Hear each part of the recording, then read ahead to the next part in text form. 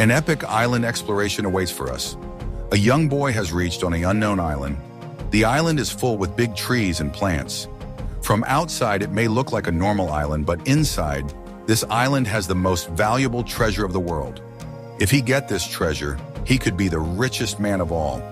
But this island is holding some of the most dangerous traps and unsolved mysteries that you can't even imagine. One wrong move can kill you. But even worse, the boy has come with furious pirates who are trying to kill him. What would you do if you were that boy? Watch till the end of this video. It's going to be a journey you will remember. So let's begin our story. When I stepped onto the deck the next morning, I was struck by how different Treasure Island looked in the daylight. During the night, we had drifted closer, and now the Hispaniola lay completely still in the calm waters, about half a mile from the southeast coast. The island wasn't what I had imagined. Instead of being lush and inviting, it looked grim and unwelcoming. Most of the land was covered in dull gray woods that stretched as far as the eye could see. A few patches of yellow sand broke up the monotony, and here and there, tall pine trees stood out, either alone or in small groups. Above the trees, rocky hills rose sharply, their tops bare and jagged. The highest of them all was the spyglass, towering over the rest. Its strange shape, steep cliffs on every side and a flat, chopped-off top, made it look like a giant pedestal waiting for a statue. Despite the bright morning sun, the sight of the island filled me with dread. There was something eerie about it, something lifeless. The crash of the waves against the distant shore and the cries of seabirds circling above only added to my unease. Looking at the island, I couldn't explain why, but I felt a deep hatred for it. This was supposed to be a place of excitement and treasure, but all I could feel was fear. Meanwhile, the Hispaniola rocked violently in the ocean swell. Without any wind to steady her, the ship creaked and groaned as if it were alive. The rudder swung back and forth with a loud banging sound, and the ropes strained against the booms. The constant rolling made my stomach churn. Though I'd gotten used to life at sea, this stillness combined with the endless rocking was unbearable, especially on an empty stomach. I clung tightly to the ropes to keep from falling, feeling both dizzy and queasy. But the worst part of the morning wasn't the ship or the island. It was the crew. The mood among the men had turned sour. They no longer worked together willingly, and every order was met with grumbles or defiant looks. Even the honest hands seemed affected, their usual cheerfulness replaced by unease. With no wind to move the ship, we had no choice but to lower the boats and tow the Hispaniola towards the anchorage behind Skeleton Island. I volunteered to row in one of the boats, even though I wasn't supposed to. The work was grueling. The sun blazed overhead and sweat poured down our faces as we strained against the oars.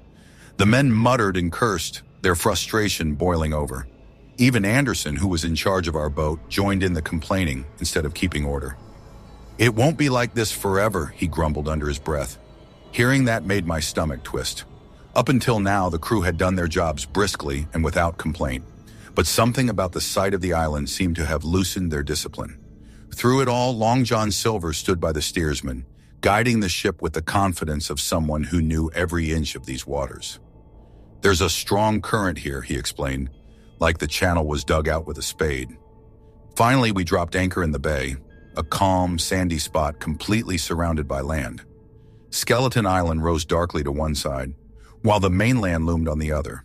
The bay itself was eerily quiet. The thick woods came right down to the water's edge, their twisted branches leaning over the shore like claws. The air was heavy with the smell of rotting vegetation, and I noticed Dr. Livesey sniffing the air like he'd caught a whiff of something rotten. "I don't know about treasure," he said grimly, "but there's fever here. Mark my words." Two small rivers flowed into the bay, their waters dark and stagnant. The foliage around them was unnaturally bright, almost poisonous looking. From the ship, we couldn't see the house or the stockade marked on the map. They were buried deep in the trees. If it weren't for the map, it would have been easy to believe no one had ever been here before. The only sounds were the distant roar of waves crashing on the shore and the occasional cry of a bird. Even those faded quickly, leaving an unsettling silence. As the crew returned to the ship, their behavior grew even worse. They lounged about on deck, muttering in small groups. Orders were obeyed slowly, if at all, and always with glares or grumbles. The air was thick with tension, and it was clear that mutiny was brewing. Oddly enough, the one person trying to keep things under control was Long John Silver.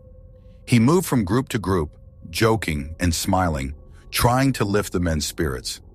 If an order was given, he was the first to jump to his feet and shout, "Aye, aye, sir." To anyone watching, it might have seemed like Silver was the most loyal man aboard, but to me, his constant cheerfulness was unsettling. It was as if he was trying too hard to keep the crew from boiling over, and that made me even more certain that trouble was coming. Later that afternoon, the captain called a meeting in the cabin. His face was grim as he spoke. "Gentlemen, we're in a dangerous spot. If I give another order, the crew might mutiny on the spot. But we have one ally, Silver. He doesn't want the ship taken yet, and he's working hard to keep the men calm. I suggest we let them go ashore. If all of them leave, we take the ship. If none of them leave, we defend the cabin.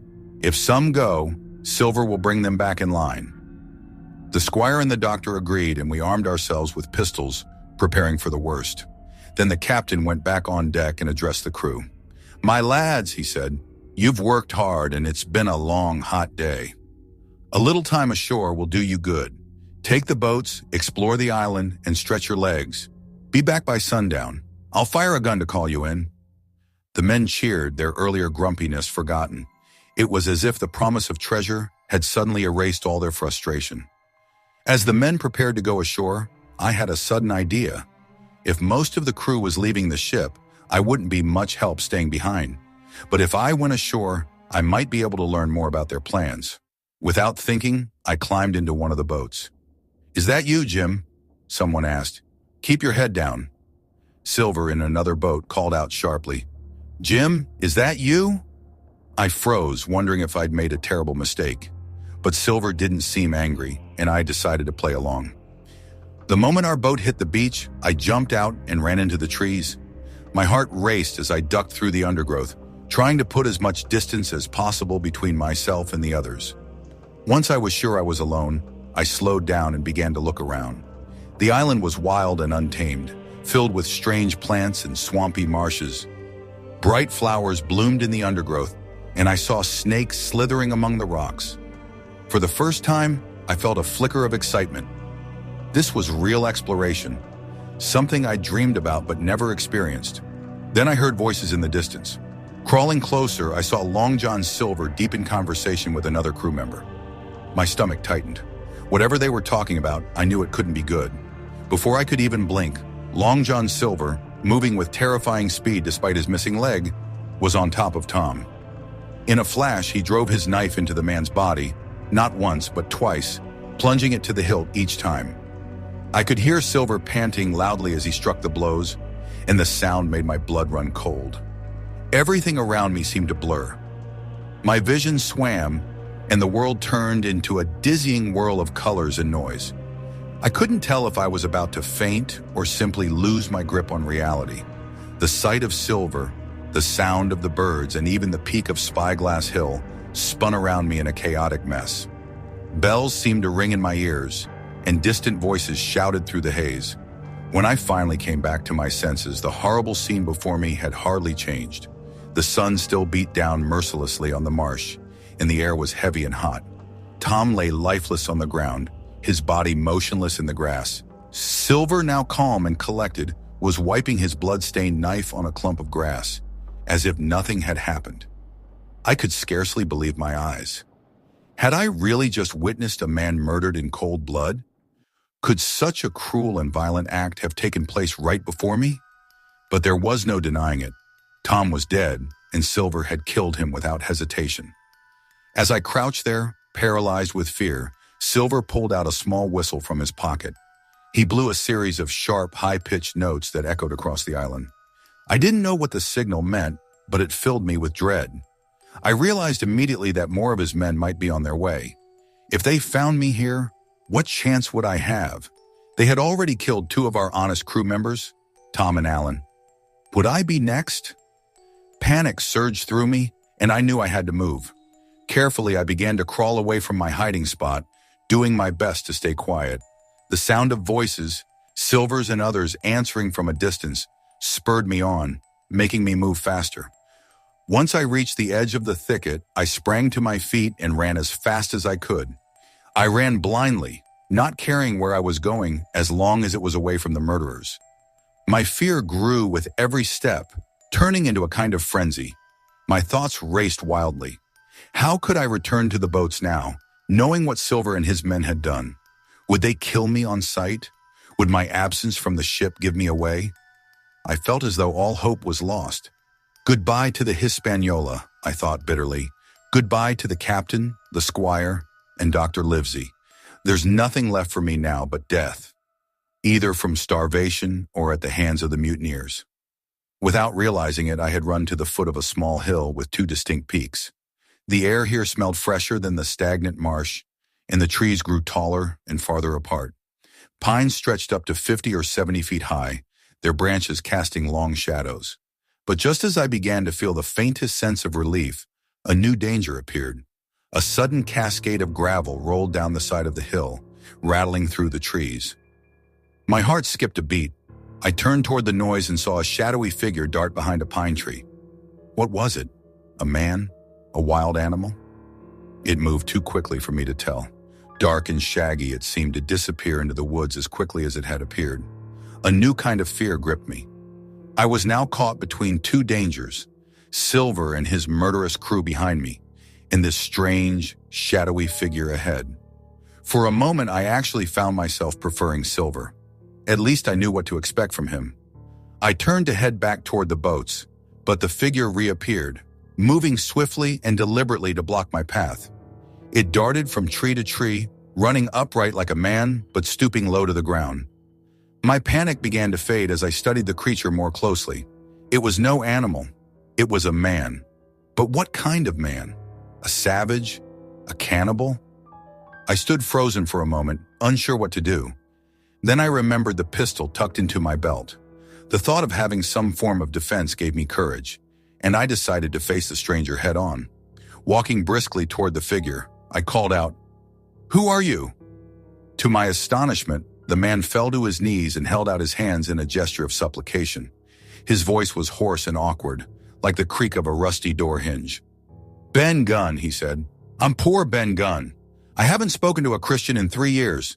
As I approached, I saw that he was a white man, like me. His skin was dark and weathered from the sun, his lips cracked and blackened. His eyes were a piercing light blue, almost startling against his sunburned face. He was dressed in a wild patchwork of rags, scraps of old sailcloth and sea jackets, all tied together with bits of rope, sticks, and brass buttons.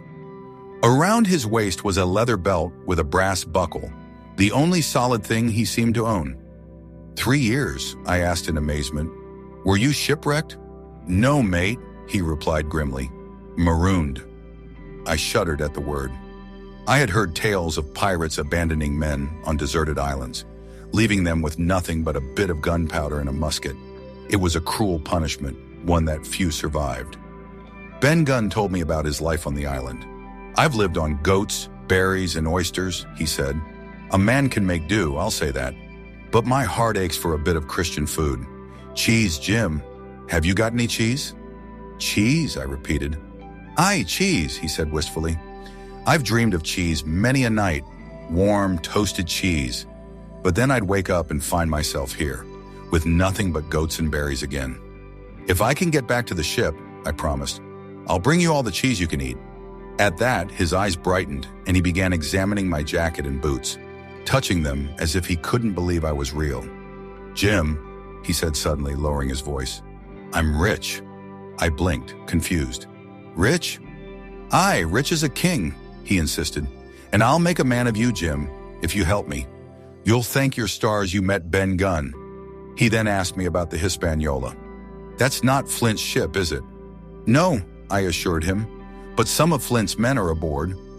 When I mentioned Silver, Ben's face darkened. "Ah, Silver," he muttered. "If he finds me, I'm done for." Ben Gunn listened intently as I told him everything about our voyage and the mutiny. When I finished, he nodded. "Put your trust in Ben Gunn, Jim," he said. "I'll help you and your friends.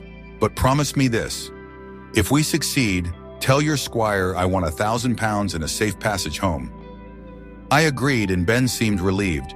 He began to tell me more about his time with Flint and the treasure, but before he could finish, the sound of a cannon echoed across the island. "They've begun to fight!" I cried. Ben and I ran toward the anchorage together, his wild voice guiding me through the woods as the echoes of gunfire grew louder. Jim Hawkins has uncovered secrets on the island that could change the course of their quest forever. But as cannon fire echoes across the island and Silver tightens his grip on the crew, the true danger is just beginning. What is Ben Gunn's mysterious plan? Will Jim's courage be enough to outwit the mutineers? And what shocking revelation waits in the heart of Treasure Island?